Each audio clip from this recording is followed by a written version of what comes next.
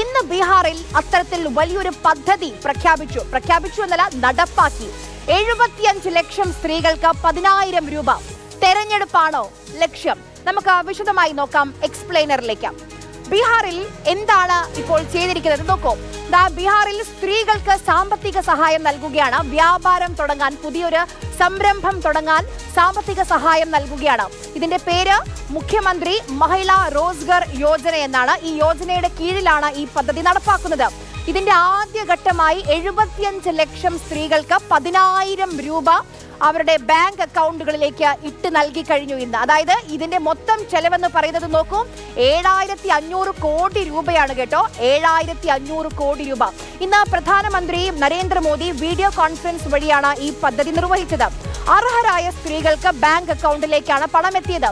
ഇതിന്റെ തുടക്കത്തിൽ ഏകദേശം 1 കോടിയിലധികം അപേക്ഷകളാണ് ബീഹാർ സർക്കാരിന് മുന്നിലേക്ക് എത്തിയത്. അതിൽ നിന്നാണ് 75 ലക്ഷം പേരെ അവർ തെരഞ്ഞെടുത്തത്.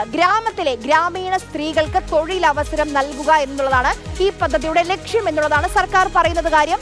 അതിലൂടെ സാമ്പത്തിക ശാക്തീകരണവും സാമ്പത്തികമായി പിന്നോക്കമുള്ള സ്ത്രീകൾക്ക് മുൻഗണന നൽകും. സ്ഥിര വരുമാനമില്ലാത്തവർക്കും മുൻഗണന ഉണ്ടായിരിക്കും. ഇതിൽ 18 മുതൽ 60 വയസ്സ് വരെയുള്ള സ്ത്രീകൾക്കായിരിക്കും സാമ്പത്തിക സഹായം നൽകുക. ഈ കാണുന്നത് പോലെ ആദ്യഘട്ടത്തിൽ 10,000 രൂപ നൽകി. അത് കഴിഞ്ഞ് 6 മാസം കഴിഞ്ഞാൽ ഒരു വലിയ അവലോകനം നടത്തും. അത് കഴിഞ്ഞായിരിക്കും അർഹരായ സ്ത്രീകളായ സംരംഭകർക്ക് 2 ലക്ഷം അധികം നൽകുക.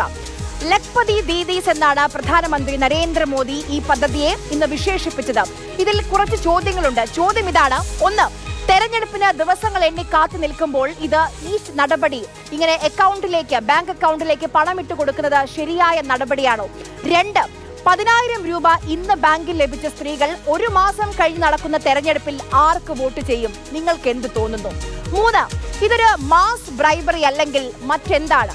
4, പദ്ധതിയുടെ ആദ്യഘട്ട ചെലവ് മാത്രം 7,500 കോടിയാണ്.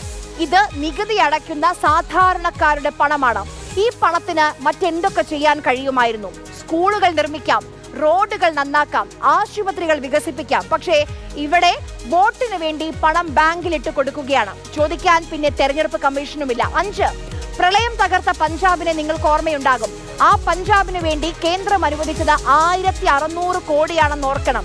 പഞ്ചാബിൽ 1,300 ഗ്രാമങ്ങളാണ് പ്രളയത്തിൽ ഇല്ലാതായി പോയത്. 5 ലക്ഷം ഏക്കർ കൃഷിഭൂമി നശിച്ചിരുന്നു. ആയിരക്കണക്കിന് കന്നുകാലികളാണ് ചത്തത്. അവിടെ വെറും 1,600 കോടി രൂപയും ഇവിടെ 7,500 കോടി രൂപയും. 75 ലക്ഷം വോട്ടാണല്ലോ വീഴുന്നത്.